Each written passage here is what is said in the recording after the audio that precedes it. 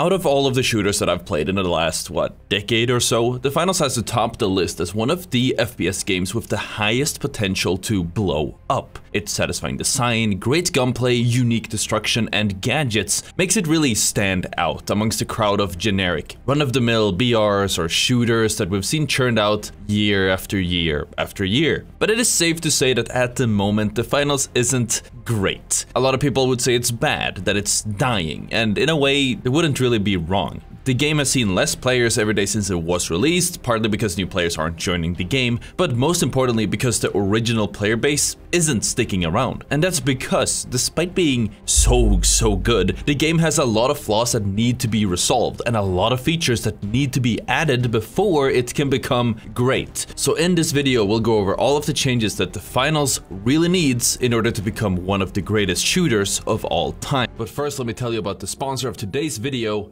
Init. Init is a PC gaming software that elevates every play with their cutting-edge audio algorithm. Init can make gaming sound lifelike and immersive. It transforms your gaming session to an experience that you never forget. Init works with any headphones or earphones to improve the audio experience for audio enthusiasts and PC players alike, removing the typical unnatural feeling that comes with having two big speakers pumping out noise right next to your ears. With the Init algorithm, generating a three-dimensional 360 by 360 spatial sound field, meaning sounds will be placed where your brain expects to hear them. This makes a huge difference across all games, but especially in those where immersion is the key. Finally, auditory immersion is on par with visual immersion as well. And for all you competitive players out there, because I know most of you guys watching are pretty competitive like me, you will also appreciate the improved understanding of where sounds are coming from so you can hear your enemy coming around the corner. Now, on launch, Init will only be available to PC players, but one of the great things about Init is even if you aren't a PC gamer, Init enhances the sounds of TV shows, of movies, and even music. And it was made for everyone to use and to enjoy.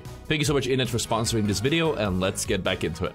So anyways, this goes without saying, the balancing still needs tweaking. As for the weapons, there's one, maybe two weapons per build that is vastly better than the others, and there's no reason to run the rest unless you want to throw. Heavy as a whole is still way too strong, and light is depressingly weak. At the same time, huge abilities like nuking, recon senses, or defibrillators still exist in the game, and on their own are impactful enough to stop any other meta from actually flourishing. It's not fun to play against, playing with these meta compositions or strats gets boring really fast, and then the game stops being interesting. Two other specific balancing changes I think the game could benefit a lot from would be looking over glitch grenades at least one more time. You could change them so they behave slightly differently. Maybe they have the same fuse time but blow up instantly if they hit an enemy or a shield. This would give a lot more supportive power to light and give them a lot more ways to approach the game rather than just going for individual kills here or there. And the other change worth considering is that there currently is a major gripe with how it feels like it only matters who steals the cash out in the last second. I would love to see Embark give some thought into redesigning how cash outs are rewarded in the first place. One suggestion from me, some guy on YouTube, would be to change the cash out from where it is now, where you just have to hold the cash out at the final moment to actually get paid out, to the cash out awarding smaller sums of the total cash to whoever holds it at certain points of the cash out's duration along the way, and then topping it all off with a huge bonus sum for whoever holds it at the very end. And there's a lot of ways you could approach this, but the way I think would make the most sense would look something like this. Let's say the entire cash out is $10,000. If you're in possession of the cash out at any of these 3 points, you will get rewarded 2,000 cash each time. Whoever ends up holding the cash out when it does finish would get a 4,000 cash reward for a total of 10,000. That obviously means that if you started the cash out and you never let anyone steal it from you, this would mean that you get all the 10,000 yourself. This would help stop some games from feeling stolen just because the team did everything right, only to get cheesed out in the last minute by a triple barrier heavy team jumping in and stealing it from right in front of them. I think this could have a huge impact in how the game plays out, though I do recognize it is a pretty radical change to how the game does play out, so I'm always curious to hear what you guys in the comments think about it. I just wanted to throw this one out there while we're at it. As for new features on the gameplay side, I would also love to see the opportunity for more game modes. I am super happy to see Embark already experimenting with Solo Banquet and Steal the Spotlight, and I am confident confident that they have way more cool game modes on the horizon. A few modes that I would love to see being experimented on would be a search and destroy or arenas type of mode, where there aren't any respawn and two teams battle it out with full focus on team fighting and killing each other. I would also love to see a team or even solo deathmatch where everyone just runs around trying to get as many kills as possible. It would be cool to see a capture the flag, where you have to bring a flag from the enemy team's base to your own, having your own stolen. Or of course, because I love gun games, I would love to see a version of gun game, where you level up and get a new weapon every time you get a new kill. Any of these modes would help the game feel a lot more fresh, and we're gonna circle back with a great suggestion on how to implement this towards the end of the video. Because other than the game balance and game mode suggestions, which can be pretty subjective, and at the end I'm not a developer myself, I'm gonna list a bunch of things that definitely will benefit the game both long and short term. The first of these is something that I raised concerns about when I first started playing the game, you know, when it came out a few months ago. The new player experience sucks. It's terrible. Not only is the tutorial lackluster, with a lot of crucial information missing, but once you finish the tutorial and get in game, it really doesn't take long until you get thrown to the wolves as a new player, where you now have to go up against full teams of diamonds and sweats, when you still don't even know how most of the game works. And as much as I hate to admit this, Apex did it right. Every new player is forced to go through a set of something called orientation matches, where they have to play in lobbies where only a few of the players in that very lobby are real people, and then the rest are AI. These orientation matches help combat smurfs, but most importantly give the new players a chance to play the game for a little bit, you know, and get acquainted with how things work, with the added bonus of giving the game a chance to fine-tune their matchmaking rank before they're sent out into the real game. Which leads me to the next point. Overall, the matchmaking is really bad. I keep hearing horror stories about players being low ranks or getting low ranked teammates themselves and ultimately having to face off against full stacks with the top rated players on the ladder. How are they supposed to compete with this? The games very easily become lopsided and completely free for the top players. Sometimes it really feels like there isn't any separation between any of the ranks, which I'm pretty sure will be the easiest solution. Just add some type of actual separation between the ranks. Draw a hard line in the sand where you can't be matched with or against players outside of your own tier, that being bronze, gold, silver, or whatever. This will make queue times a little bit longer, especially as you climb the ranks, but it will make ranked actually feel like it's worth something. Right now there doesn't seem to be any difference in the teammates, in the enemies, or even the games that you get in bronze compared to the games you get once you get into diamond. Something as simple as ranked based matchmaking could be a way to fix that. Making each rank feel different will make the player base more committed to grinding ranked. It will reflect back better on highly skilled streamers as their games become more challenging and their high rank starts being recognized as proof of their skill instead of playing for 16 hours a day, and most importantly, it'll keep players sticking around instead of just growing bored with quick cash, figuring ranked isn't worth it, and leaving the game. And as a side note on the matchmaking, I'd also love to see a separation between solo queue players and stacks. No game has ever figured out, and probably never will be able to figure out, a way to accurately match teams of completely solo queuing players up against a full pre-made stack.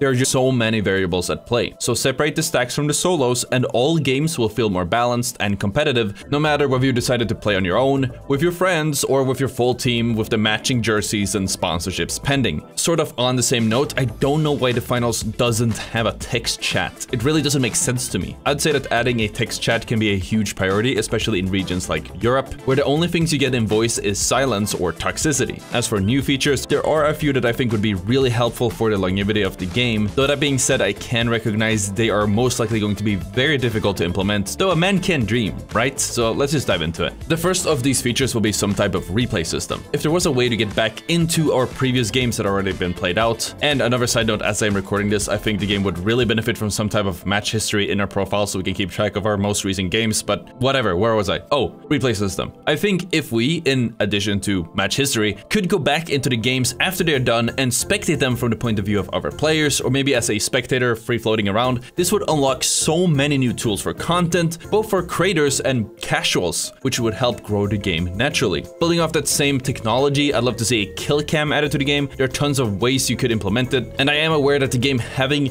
respawns or revives does mean that there won't be a perfect solution, though I think that the easiest and safest way would be giving the user an option to watch their kill cam back after their entire team has been full wiped. This can give the player some resolution in answering why they died. It can act as a tool to look back on your mistakes and become such a good, better player. But most importantly, at least to me, it'll be an easier way to catch cheaters. I don't know how efficient the anti-cheat is at the moment, but if there was a way to manually report cheaters with a first-person clip of them acting sus or straight up cheating, then the amount of cheaters would decrease at least tenfold. And then, a third idea building off of that same replay system technology would be a play of the game. As far as I'm aware, I think only Overwatch actually used that idea, and it kind of didn't end up doing it properly either. In Overwatch, the play of the game is a clip shown to the whole lobby at the very end of the game, which usually shows the most pop-off moment during that game. And I say usually because while their implementation wasn't perfect, because it had some strange nothing burgers put in a lot of the time, I still think that a simpler version of this could go a long way, especially when you keep in mind on how the finals thematically is an esports or blood sport or something. Imagine Scotty and June commentating over a play of the game as the best player in the server most down an entire team. That would be awesome. And of course, while we're on the subject of Scotty and June, I just want to mention that despite there being so much fuss about AI commentators, I can't help but feel disappointed in how underutilized the technology really is. You're telling me we have voice models trained on voice actors, which means we have an infinite potential of voice lines that can be made, and we keep rotating the same few lines every other game? I understand that real-time AI processing, especially on a large scale, would be incredibly stressful for the servers, or potentially the clients if it's offloaded to them, but if Embark would add a handful of voice lines, you know, maybe a few more specific ones with specific conditions, like, oh, the contestant from Mighty got a wipe with that gun, that was awesome, or maybe something more generic,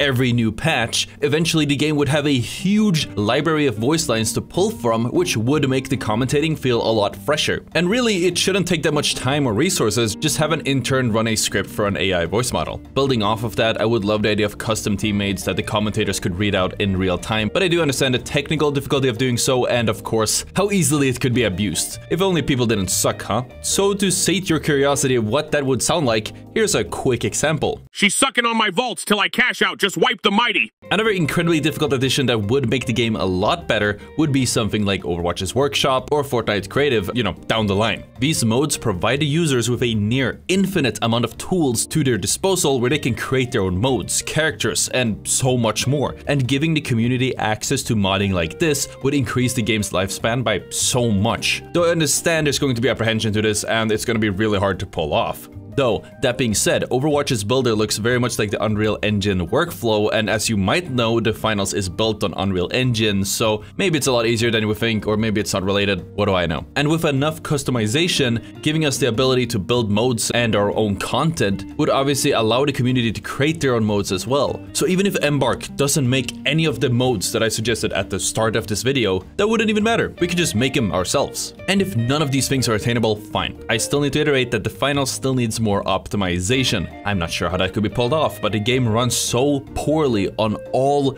builds, and you can't expect people to stick around if the game lags the entire time. Accessibility is one of the largest factors in free-to-play games especially, and if the games don't feel smooth enough, people will just move on to the next thing. Anyway, sorry about that. Let's let go of the developers' throats with my insane expectations, and let me present some more easily digestible suggestions instead. The first one of these being custom, or as many of you guys might know them, private lobbies. Let us invite our own teams, host our own tournaments, or use these private lobbies however we want. As a content creator myself, it would make my job a lot easier if I could choose my own maps and have a chance to run around testing whatever features that I wanted to, or even record the specific content I want to. And for the esporters out there, having access to custom lobbies would allow third-party tournament organizers to enter the game, which could theoretically allow a grassroots esports scene to flourish on its own. In the meantime, at the very least, I'd love if we could bring our friends into the practice range. Baby steps. But anyways, if Nexon or Embark doesn't want a grassroots esports scene, I would love to see a direct investment from them into one as well, much like Epic Games did with Fortnite back in the day. Either do invite tournaments, open qualifier tournaments, or who knows, maybe even cash cups hosted within the game itself that anybody could sign up to. With a large enough of an investment, in Fortnite's case, that was $100 million in prize pools, that would be more than enough to make any esports sustainable for the pros. Though I will recognize that $100 million is an insane amount of money. Still, committing that amount of money would make a lot more players invest time and energy into actually becoming the best at the game. If not for money, it would also be cool to see automated tournaments where the players could could earn multi-bucks or win exclusive skins that they could show off. This could make the community more naturally gravitate towards becoming as good at the game as they can, just so they could get access to some really cool skins. And a dedicated player base is going to be a lasting player base. A good esports scene will help with sustaining the community itself and has a chance of acting as another source of marketing, though if anything, I'd say that the finals needs more new players, meaning it needs more marketing, period. The easiest way of doing this, other than Twitch rivals that I have recommended in a previous video, would be sponsored streams and videos from large influencers from other communities. Influencers and streamers will be a lot more likely to stick around if those videos perform well, or if they have a lot of fun in the game, and even better if the finals had creator codes where a small amount of each skin purchase went straight to the creator. The same creators would be more likely to advertise the game and its super cool skins for free, gaining goodwill of the communities and the streamers themselves, all while making money for Embark and Nexon at the same time. It sounds like a win-win-win if you ask me. Finally, I think the community would benefit a lot from seeing a roadmap for the game. Where does Embark want the finals to be in 1 year? What about 5? Maybe more? If we know what type of features that we can expect, or at the very least where Embark wants to take the game, then it will be easier to look forward to where the game will be down the line. And it will be a lot easier to stick through the tough times, you know, like the one we're in right now. And despite throwing a lot of suggestions out there, I do wonder what you guys think the game needs to reach its full potential, so please make sure to let me know in the comments. Anyways, thank you so much for watching, and I'll see you all next time. Peace out.